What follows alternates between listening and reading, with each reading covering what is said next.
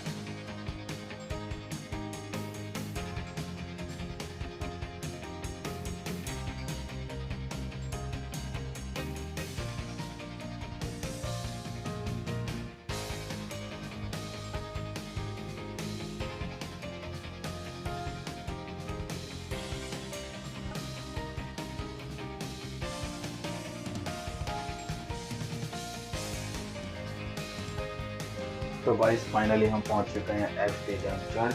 तो आइए, ये बाहर का व्यू है। तो चलो मैं आपको अब इसके अंदर घुमा देता हूँ। तो आइए चलते हैं इसके अंदर।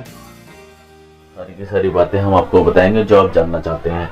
ये हम अंदर की ओर बढ़ चुके हैं और आप देख सकते हैं कि चर्च कितना शानदार, कितना बड़ा एरिया में फैला हुआ है।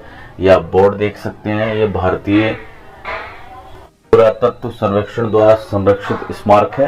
रोमन एरिया है जिसमें पार्कों को बनाया गया है, पेड़ों को लगाया गया है और इस एरिया को अच्छे से सजाया गया है। तो चलिए अब हम आपको दोस्तों इसकी हिस्ट्री बताते हैं।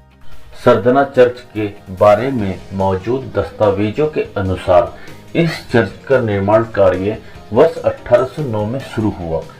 इसके खास दरवाजे पर इस इमारत के बनने का साल 1822 दर्शाया गया है, जबकि कुछ अभिलेखों में इसके निर्माण का वर्ष 1820 बताया गया है। इसके निर्माण की कीमत करीब 4 लाख रुपए बताई गई। आज के समय में यह कीमत भले ही कुछ ना हो, लेकिन उस वक्त यह रकम आज के करोड़ों रुपए में बैठती है। उस वक्त सबसे ऊंची मजदूरी करने वाले मिस्त्री को 25 पैसे दिए जाते थे। इस चर्च के निर्माण करने वाले मिस्त्री को भी 25 पैसे मजदूरी दी जाती थी, जबकि अन्य मजदूरों का हिसाब कौड़ियों से किया जाता था। बताया जाता है कि उस वक्त इस चर्च की खुदाई से जो मिट्टी निकली उससे 2 झील बनाई गई। चर्च को बनवाने का काम पादुआ के रहने वाले एक इटालियन एंथोनी के हाथ में था। मेरठ से 24 किलोमीटर की दूरी पर स्थित सरधना का विश्व प्रसिद्ध गिरजाघर, जहां बेनजीर खूबसूरती की मलिका बेगम सुमरो की रूह बसती है, यह गिरजाघर कारीगरी का अद्भुत नमूना तो है ही, साथ ही अपने भीतर संजोए है एक ऐसी दिलेर महिला की कहानी जो तवायफ से प्रेमिका बनी, पत्नी बनी और फिर विधवा हुई और फिर एक सल्तनत की जागीरदार बन गई। यहाँ तक कि अपने जीवन के अंतिम दिनों में अपना मजहब बदलकर ईसाई बन गई। यही नहीं, उनकी बहादुरी के किस्से आज भी दोहराए जाते हैं। 48 साल तक सरदना सल्तनत पर अपनी हुकूमत चलाने वाली बेगम सुमरो की दिलचस्प कहानी आइए हम जानते हैं। बेगम सुमरो की जिंदगी कई पड़ाव और कई पहलुओं से गुजरी। एक सैनिक से उनकी मुलाकात उन्हें बुलंदियों तक पहुंचाएगी, ये शायद ही उन्होंने सोचा होगा। सैनिक सोम्ब्रे ने न सिर्फ उन्हें शोहरत दिलाई, बल्कि उन्हें एक सल्तनत की मलिका भी बना दिया। उनके नाम को इतिहास में अमर कर दिया। यही कारण है कि अपने पति की याद में बेगम समरू ने इस खूबसूरत चर्च का निर्माण कराया।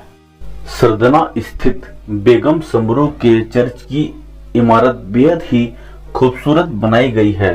चर्च की दीवारों पर सुंदर नक्काशी की गई है। चर्च के बराबर में ही बेगम समरू का महल भी बना है जिसमें वह रहती थी। चर्च में लगी जीसस की मूर्ति श्रद्धालुओं को अपनी ओर आकर्षित करती है। सरदना स्थित चर्च कृपाओं की माता मरियम का तीर्थ स्थल बन गया है। बेगम समरू ने इस चर्च का निर्माण कराते हुए कभी नहीं सोचा होगा कि एक दिन उनका बनाया यह चर्च एक तीर्थ स्थल के रूप में विख्यात होगा। बेगम समरू की ऐतिहासिक नगरी सरदना के चर्च में लगी कृपाओं की माता मरियम की चमत्कारी तस्वीर फरियादियों की मुराद पूरी करती है। मान्यता है कि माता मरियम की इस चमत्कारी तस्वीर के सामने खड़े होकर यदि सच्चे मन से प्रार्थना की जाए तो वह जरूर पूरी होती है। माता मरियम की इस चमत्कारी तस्वीर के दर्शन करने और मन्नत मांगने हर साल नवंबर के दूसरे रविवार को बड़ी संख्या में श्रद्धालु जुटते हैं। इस दिन देश भर से श्रद्धालु पहुंचकर माता मरियम के दर्शन कर आशीर्वाद प्राप्त करते हैं। ऐसी मान्यता है कि यहाँ आने वाले श्रद्धालुओं पर माता मरियम अपनी पूरी कृपा बरसाती हैं। चर्च में मौजूद चमत्कारी तस्वीर के कारण ही वर्ष 1961 में संत पोप द्वारा चर्च को छोटी बसिलिका का खिताब दिया गया था। इसी चमत्कारी तस्वीर के कारण हर वर्ष इस चर्च में विशेष प्रार्थना और मेले की परंपरा शुरू हुई। माता मरियम की चर्च में लगी तस्वीर के बारे में मान्यता है कि जिस दिन यह तस्वीर चर्च में स्थापित की गई उसी दिन एक महिला अपने बीमार बेटे को लेकर यहाँ पहुंची। डॉक्टरों ने उसके बेटे को ठीक करने में जवाब दे दिया था।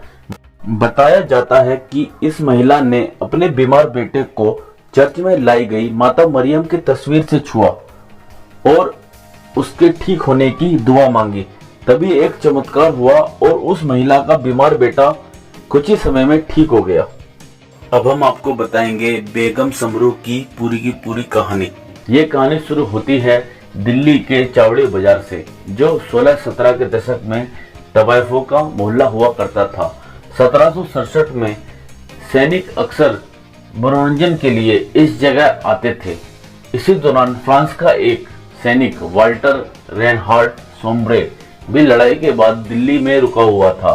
सोम्ब्रे मुगलों की ओर से अंग्रेजों के खिलाफ लड़ रहा था। उसे पटना का कसाई भी कहा जाता है।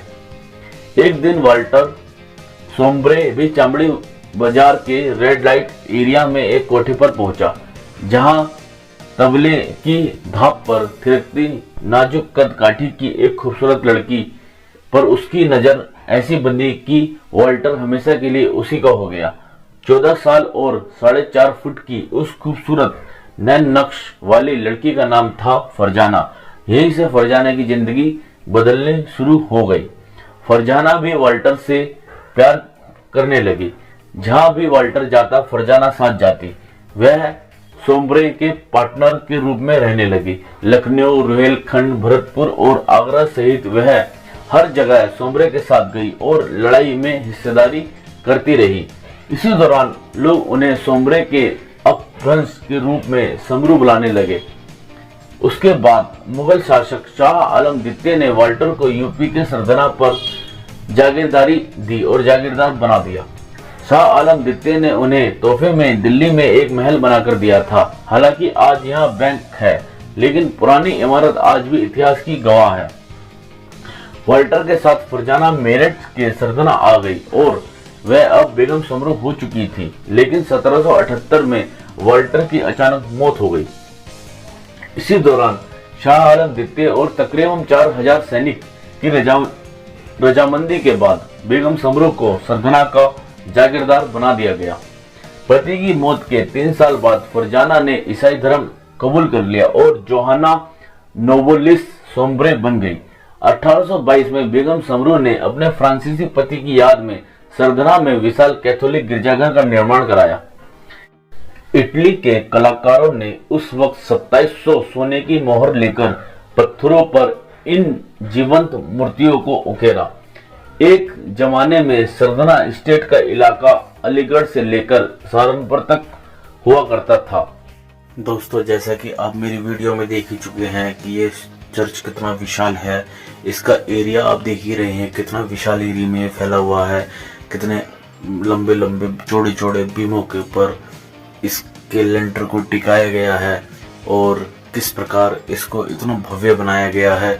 आप समझ ही सकते हैं कि बेगम समरू अपने पति से कितना प्यार करती होगी कि उसने उसकी याद में इतने विशाल का चर्च का निर्माण करवाया, जो आज उसकी पति की पहचान के रूप में पूरी दुनिया में गवाही दे रहा है और उनको आज भी जीवंत रखे हुए है। आप देख सकते हैं कि इसकी दीवारों पे साइड में भी किस प्रकार ईसाई धर्म से जुड़े हुए पैगंबरों को और उनसे जुड़े हुए महात्माओं को उकेरा गया है। और आप देख ही सकते हैं कि आज भी ये चर्च कितना खूबसूरत दिखाई देता है। ऐसा लगता है कि जैसे इस चर्च का निर्माण कल ही कराया गया हो। तो अगर हमारे मन में श्रद्धा हो और किसी के प्रति प्रेम भाव हो और हम किसी के एहसान को माने और उसको प्रचार के प्रतीक के रूप में कुछ बनाए, तो वो चीजें मशहूर हो ही जाती हैं। जैसे आप जानते ही हैं कि आगरा का ताजमहल भी विश्व प्रसिद्ध है, उसी प्रकार ये चर्च भी विश्व प्रसिद्ध चर्च बन चुकी है। तो दोस्तों, अगर आपको हमारी वीडियो पसंद आई हो तो हमारी वीडियो को लाइक करें, कमेंट करें और शेयर करें। आप अगर हमारे चैनल पर नए हो तो प्लीज़ हमारे चैनल को सब्सक्राइब कर लें और बेल आइकन की घंटी को प्रेस करना ना भूलें, ताकि हमारी आने वाली वीडियो आप पर जाती रहे।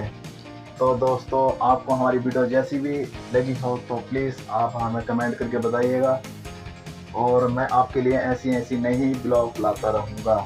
Thank you.